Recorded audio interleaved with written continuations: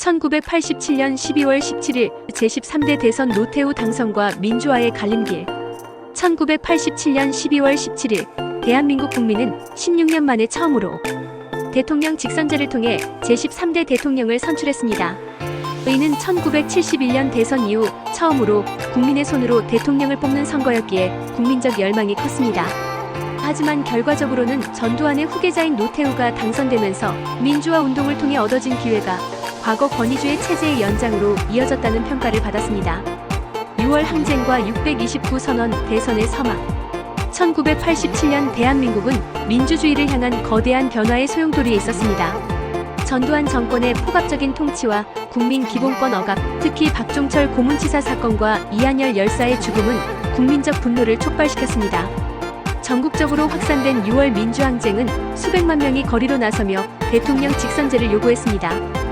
결국 전두환 정권과 여당 민주정의당의 대선 후보였던 노태우는 629 선언을 통해 국민 요구를 수용하는 척하며 직선제 개헌과 민주화를 약속했습니다.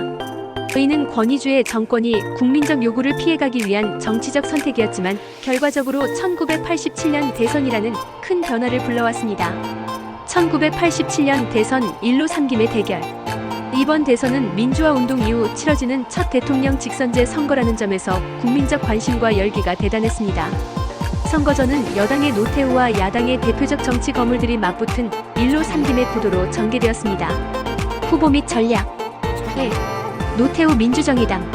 전두환 정권의 후계자로 여당을 대표하며 조직과 자금력에서 압도적인 우위를 점했습니다. 안정과 민주화를 이룰 적임자를 강조하며 농촌 지역과 중산층을 기반으로 표심을 공략했습니다.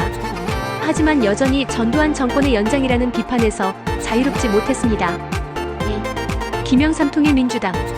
야당의 대표적 인물로 1970년대부터 민주화 운동을 이끌어온 인물. 대도시와 젊은 층을 중심으로 지지를 받았으며 과거 민주화 투쟁의 상징성을 강조했습니다.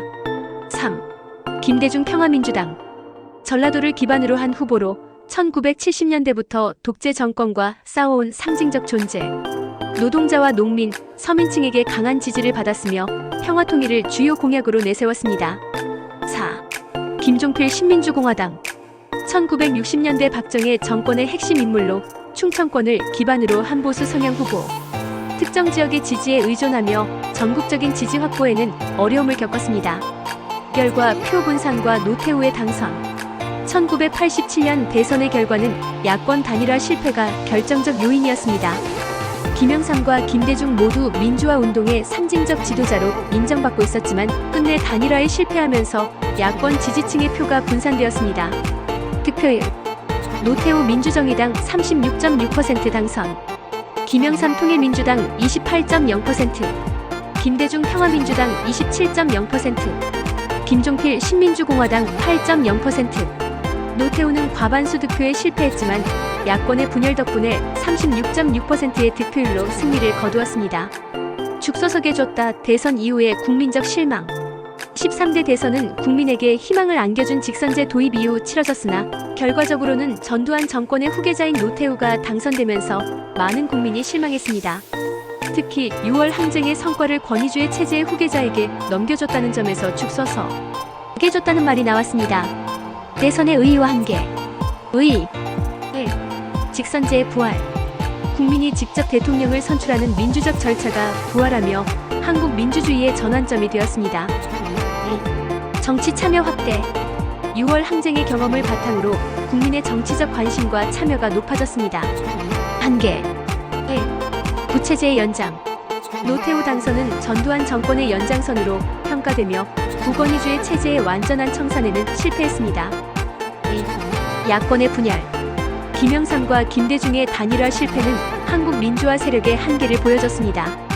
그 이후 노태우는 대통령에 당선된 뒤 부분적인 민주화 정책을 추진하며 권위주의를 완화하려 했지만 과거 권위주의 정권의 잔재에서 완전히 벗어나지 못했습니다.